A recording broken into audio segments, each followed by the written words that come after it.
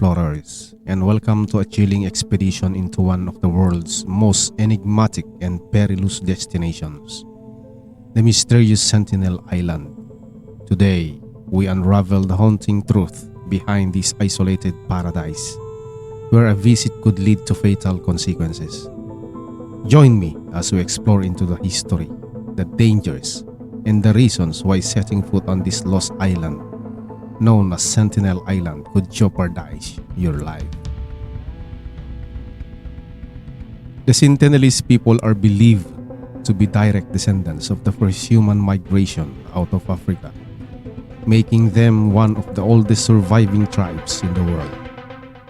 They have lived in isolation for thousands of years, and their way of life remains largely unchanged.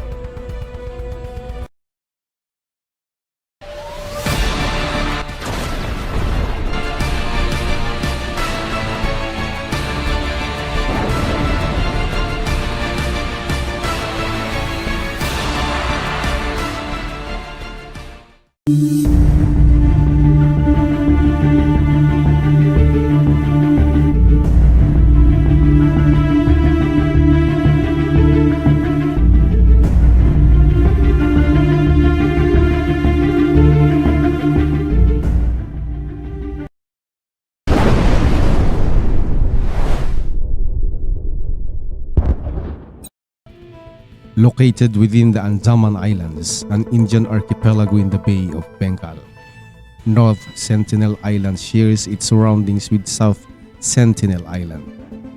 This isolated paradise, spanning approximately 8 kilometers in length and 7 kilometers in width, covers an area of about 60 square kilometers. However, what makes this island truly unique is not just its geography, but the presence of the Sentinelese, an indigenous community choosing voluntary isolation and defending their protected existence from external influences, often resorting to force.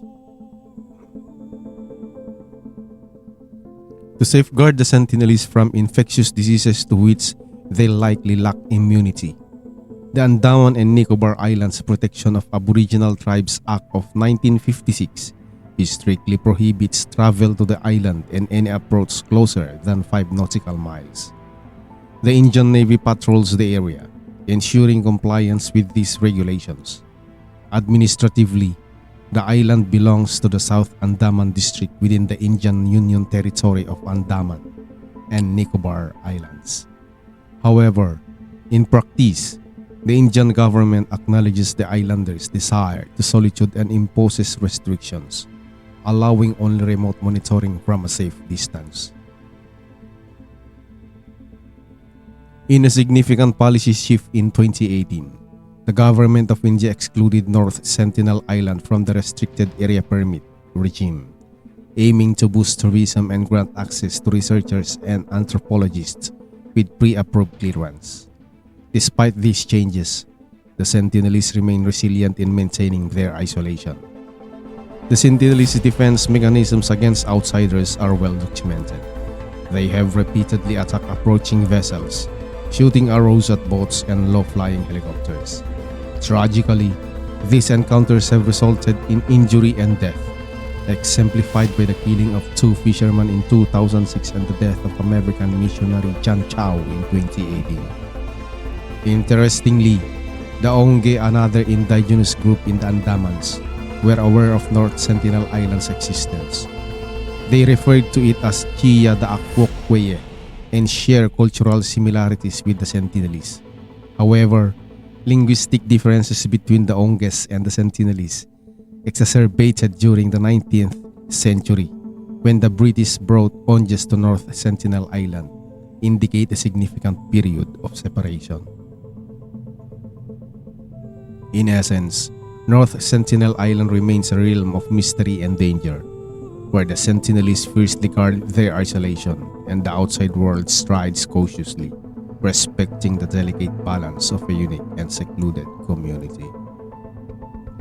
In 1771, British surveyor John Ritchie reported witnessing a multitude of lights while aboard the East India Company hydrographic survey vessel.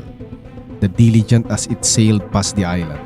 Nearly a century later, in March 1867, Administrator Humphrey made a journey to the same island. Towards the conclusion of the summer monsoon season later that year, the Nineveh, an Indian merchant ship, found itself wrecked on a reef near the island. Despite the perilous situation, the 106 surviving passengers and crew members successfully landed on the beach using the ship's boat. However, their challenges did not end there, as they had to fend off attacks by the Sentinelese. Thankfully, a Royal Navy rescue party eventually located and rescued them. In January 1880, Maurice Vidal Portman, a government administrator seeking to study the natives and their customs, led an expedition to North Sentinel Island. The team discovered a network of pathways and several small abandoned villages. After spending several days on the island, they brought 6 Sentinelese individuals, a senior couple and 4 children, to Port Blair. Unfortunately, the colonial officer overseeing the operation reported that the entire group sickened rapidly, leading to the death of the elderly couple. Consequently, the 4 children were returned to their home with numerous presents. A second landing, prompted by the mistaken interpretation of the eruption of Krakatoa as gunfire and a distress signal, occurred on August 27, 1883.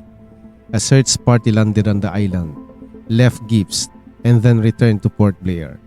Portman continued his visits to the island multiple times between January 1885 and January 1887. Starting in 1967, Indian exploratory teams, under orders to foster amicable relations with the Sentinelese, periodically made brief landings on the island. During a tour of the Andamans in 1975, Leopold III of Belgium was invited by local dignitaries for an overnight cruise to the water of North Sentinel Island. In the mid-1977, the cargo ship MV Rasley found itself grounded on a coastal reefs, and a similar fate befell the MV Primrose on August 2, 1981. Following the grounding of Primrose on the North Sentinel Island reef, crew members observed men with spears and arrows constructing boats on the beach several days later. The captain urgently requested firearms to defend against potential threats, but due to a severe storm, no ships could reach them, and the islanders were also kept at bay by the rough seas. A week later, a helicopter contracted by the Indian Oil and Natural Gas Corporation successfully rescued the stranded crew. Notably, the Sentinelese scavenged both shipwrecks for iron. Settlers from Port Blair also ventured to the sites to recover the cargo. In 1991, salvage operators received authorization to dismantle the ships. Triloknath Pandit, a director of the Anthropological Survey of India, and his colleagues achieved the first peaceful contact with the Sentinelese on January 4, 1991. Despite making repeatedly friendly visits and offering gifts such as coconuts, Pandit and his team faced challenges in comprehending the Sentinelese language. The islanders consistently warned them to leave if their stay prolonged. Consequently, Indian visits to the island were discontinued in 1997. The Sentinelese not only endured the 2004 Indian Ocean earthquake but also navigated its aftermath, which included a tsunami and the uplifting of the island. Just 3 days after the seismic event, an Indian government helicopter witnessed islanders responding with arrows, spears, and stones directed at the aircraft. Despite the disruption caused by the tsunami to their fishing grounds, the Sentinelese demonstrated resilience and adaptability. In January 2006, 2 Indian fishermen, Sundar Raj and Pandit Tiwari, lost their lives when their boat engaged in illegal fishing in prohibited waters, drifted too close to the island. Remarkably, there were no prosecutions in this case.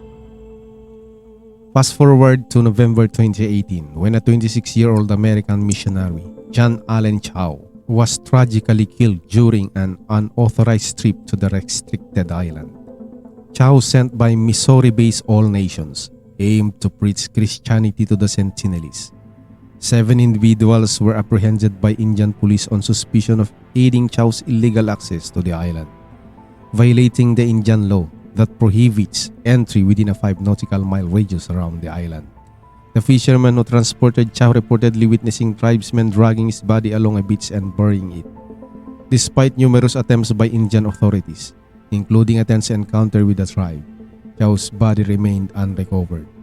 Anthropologists involved in the case cited the potential for a perilous clash between investigators and the islanders as a significant deterrent for further recovery efforts. While the mystery and allure of North Sentinel Island may be enticing, it's important to respect the wishes of the Sentinelese people to remain undisturbed. Their isolation not only preserves their unique way of life, but also protects them from diseases to which they have no immunity.